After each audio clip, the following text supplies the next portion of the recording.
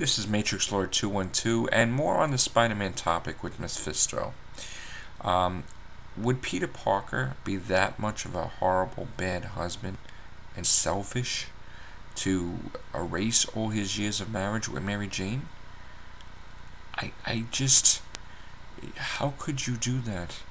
How could you ruin the character of Spider-Man like that? How could you. Sometimes writers make a storyline with characters and they just go beyond um, what they're supposed to do, and they destroy the character possibly forever. It's that one event that will change the character, and it's almost impossible to go back. I don't think it's impossible right now. There is a way to fix it, but how could it's like if a character never killed anybody and all of a sudden kill somebody, and then it's like, oh my god, now you're on the path to like the dark side. I mean, Spider-Man doesn't do those things. Peter Parker doesn't do those things, and even too, Peter Parker doesn't have a new girl every comic. He doesn't. This is not like he's Tony Stark, where he has all his women and stuff like that. Like I don't understand what's happening to the comic.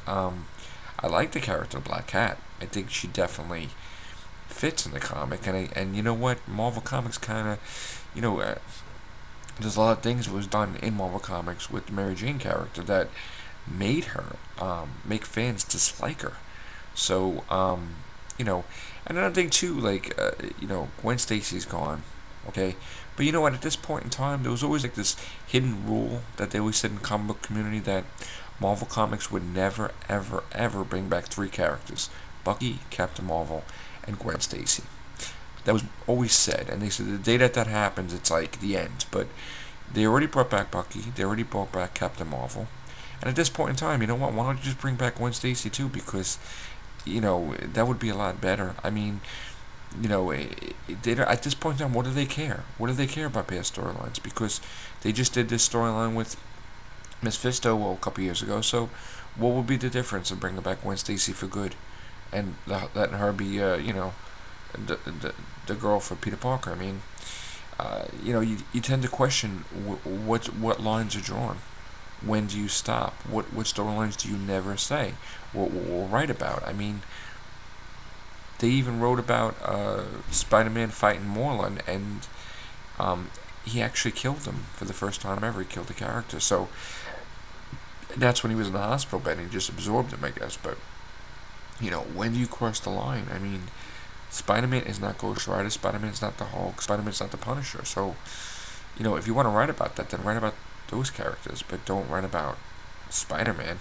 Don't. I mean, and this is the thing that's going on in the comic lately. You're making different versions of the character. Okay, Venom was like created, and back in the day, he was awesome. But they were like making like little tougher versions of Spider-Man. You got the Red Hulk. It's supposed to be a tougher version of the Hulk. Do we need to see this trend? I mean, what's next? An oversized Captain America? Well, I saw a picture of Venom taking over Captain America, so I guess they're already doing that. But where do we draw the line? What storylines need to never be told that will totally, irrevocably destroy the character? You just can't. This storyline needs to be fixed again with Miss Fisto. Spider-Man should never kill anybody because the character doesn't. Maybe bring Moreland back just because of the sake that Spider-Man never killed anybody up until that point. I want to see like the villains shine. I want to see them. I don't want to see them like a joke. I don't want to. You don't bring like the Electro in or somebody in so he could get defeated easily, and it's like a big joke. Haha, we appeased the fans. We threw him in there. They got defeated. No, I mean, you do massive storylines this time in this age. You do massive storylines. Make these characters like. Put them in for 6 months. Make them in the background. Make them, like they used to do that with Master Planner and all this other stuff, and the Rose character or somebody, like little subplots where they were in the background causing all this mayhem. So, fix the Spider-Man book. And another thing with the X-Men, like, where's Jean Grey for like 10 years? I mean, I never understood why like certain storylines would last well beyond its point. why Wolverine would have bone claws in the comics for like 10 years and no adamantium. Um, you know, Peter Parker was in his own book, in Spider-Man book, for like 2-3 years when Ben Reilly was running around. So, you know, why the storyline so long? Even the Clone Saga. I mean, you know, when they said in Spectacular Spider-Man 226 that when Stuart Traynor told Peter Parker that he was the fake and Ben Reilly was the real one, that one comic was the first time ever I wanted to burn a comic. I mean, that was just like, you just threw out, like, and once again, they just revisited something like that because you threw out all those years of continuity.